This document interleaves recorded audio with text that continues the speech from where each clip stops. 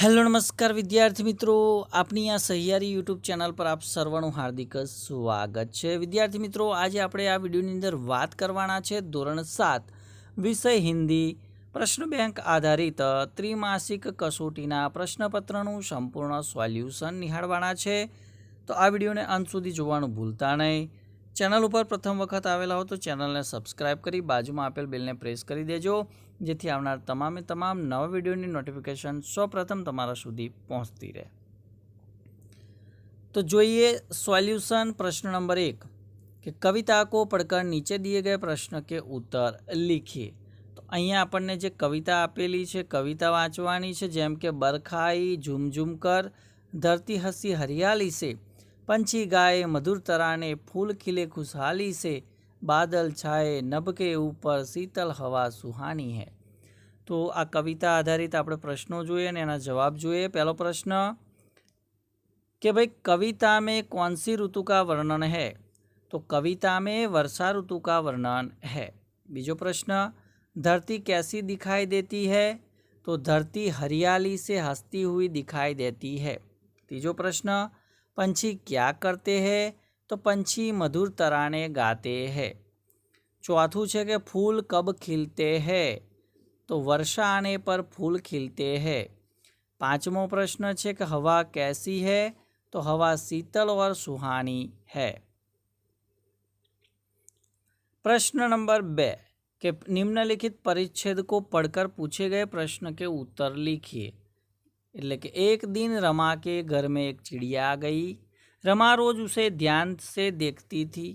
कुछ दिनों बाद उसे रोशनदान में चिड़िया का घोंसला दिखाई दिया। घोंसले में अंडे देखकर रमा बहुत खुश हुई। कुछ समय बाद अंडों से बच्चे निकले। रमा और उसकी बहन ने उन बच्चों की देखभाल की। आ फकरा आधारित प्रश्न कि रमा के घर में कौन आई? तो रमा के घर में एक चिड़िया आई। बीजो प्रश्न, चिड़िया ने अपना घोंसला कहाँ बनाया? तो चिड़िया ने रोशनदान में अपना घोंसला बनाया।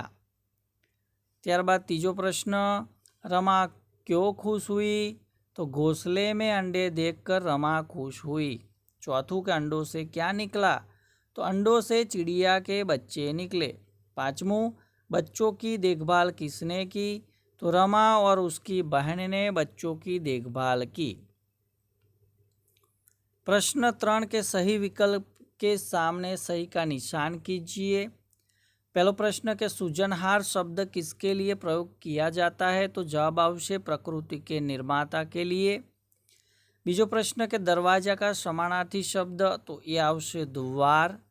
तीजू है कि खुशबू का समानार्थी शब्द, तो ये आवश्य सुगंध। चौथो प्रश्न, पुराने समय में व्यापार का सामान कौन ले जाता था? तो जवाब आवश्य बंजारा। पांचमू है कि छम छम बूंदे और चमचम बिजली किस ऋतु का संकेत देती है? तो यह आवश्य वर्षा। छठू है कि गुस्से और जल्दबाजी में काम करने से क्या होता है? तो जवाब आवश्य बाद में पछताना पड़ता है। सातवां प्रश्न, पालतू पशुओं के साथ हमारा व्यवहार कैसा होना चाहिए? तो जवाब आवश्य प्रेम पूर्व और देखभाल वाला। आठवां प्रश्न के दुनिया का समानार्थी शब्द, तो यह आवश्य संसार। नौवां प्रश्न के जो व्यक्ति कहता कुछ और करता कुछ और है उसे क्या कहते? तो यह आवश्य पाखंडी। 10वां प्रश्न के रात का समानार्थी शब्द, तो यह आवश्य निशा। प्रश्न 4 के निम्नलिखित प्रश्न के उत्तर एक एक वाक्य में लिखिए। पहला प्रश्न, फूल सबको अच्छे क्यों लगते हैं? तो फूल अपनी सुंदरता और सुगंध के कारण सबको अच्छे लगते हैं। बीजो प्रश्न, खुशबूदार फूलों के नाम लिखिए। तो गुलाब, चमेली और जूही खुशबूदार फूल है। तीजू है, कुत्ता हमारे घर की रक्षा किस प्रकार करता है? तो कुत्ता अनजान व्यक्ति के आने पर भौंक कर हमें सावधान करता है। चौथो प्रश्न, सार्वजनिक स्थानों पर लिखी जाने वाली कोई 2 सूचनाएं लिखिए। तो पहलू है कचरा मत फेंको और धूम्रपान वर्जित है। पांचवों है कि भारत की सबसे बड़ी विशेषता क्या है? तो भारत की सबसे बड़ी विशेषता विविधता में एकता है। प्रश्न 5 कि दिए गए शब्द के समानार्थी शब्द लिखिए।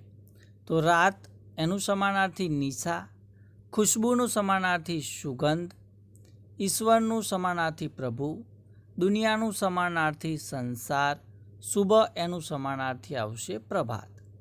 ब है कि दिए गए शब्द के विरोधी शब्द लिखिए। एकता एनो विलोम अनेकता, लाभ एनो विरोधी हानि, शुभ एनो विरोधी अशुभ, सुंदरनु विरोधी कुरूप, अग्रजनु विरोधी अनुज आवशे। त्यारबाद 5 क कि दिए गए मुहावरे का अर्थ लिखिए। कि फूटी कोड़ी न होना एनो अर्थ थशे बहुत गरीब होना, 9 2 11 होना एनो अर्थ थशे भाग जाना। ड है कि लिंग परिवर्तन कीजिए। तो बकरा तो बकरी, सेवक तो सेविका, नायक तो नायिका, अभिनेता तो अभिनेत्री और राजा तो रानी। त्यारबाद वचन परिवर्तन कीजिए। बिल्ली तो बिल्लिया, दरवाजा तो दरवाजे, पौधा तो पौधे, खिड़की तो खिड़किया, आँख तो आँखें।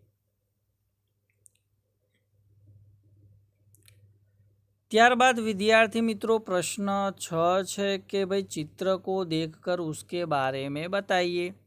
तो अहींया आपने जे चित्र आपेलू है ए चित्रनो आपणे अभ्यास करवानो छे। चित्रनी अंदर कई कई विगतोनो समावेश करवामां आवेलो छे ए दरेक विगत आपणे झीणवटथी जोवानी छे अने ए मुजब आपणे वाक्य बनाववानुं छे।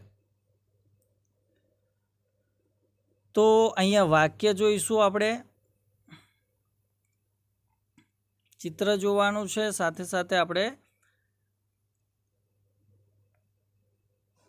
वाक्य पण जोवानुं छे। कि यह एक सुंदर और शांत प्राकृतिक दृश्य है। चित्र में 2 बच्चे हरे भरे मैदान में दिखाई दे रहे हैं। एक स्त्री पशुओं की देखभाल कर रही है।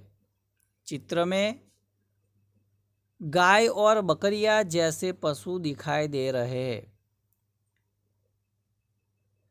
चारों ओर हरे भरे वृक्ष और पेड़ पौधे हैं। पीछे पानी और पहाड़ों का सुंदर दृश्य दिखाई देता है। आकाश में चमकता हुआ सूरज पूरे वातावरण को मनमोहक बना रहा है। तो विद्यार्थी मित्रों आ हतुं धोरण 8 त्रिमासिक कसोटी प्रश्नपत्रનું संपूर्ण सोल्यूशन। तो विडियो चौक्कसथी तमने गम्यो हशे तो विडियोने लाइक करी देजो, शेर करी देजो अने चेनल पर जो प्रथम वखत आवेला होय तो चेनलने सब्सक्राइब करी बाजुमां आपेल बेलने प्रेस करी देजो, जेथी आवनार तमामे तमाम नवा विडियोनी नोटिफिकेशन सौप्रथम तमारा सुधी पहोंचती रहे।